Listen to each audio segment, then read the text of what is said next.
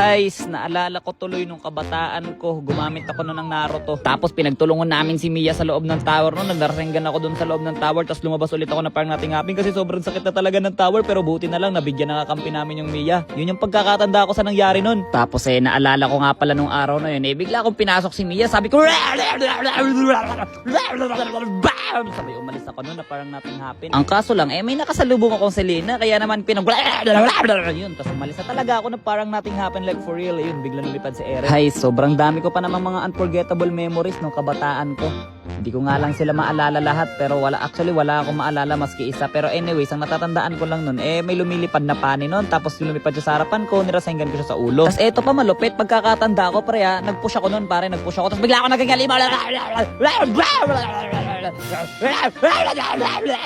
Tapos umalis na ako nun na parang nothing happened. Tapos naalala ko pa nung nilagyan ako ni Selena ng tae, kaya naman dumikit ako sa kampi ko, kaso nga lang nakailag siya. Kaya naman lumapit sa amin yung alis namin na Luhil, sinugod siya ni Carolina. Tapos bigla na lang gumano yung Queen's Wings ko, kaya naman naghalimaw na.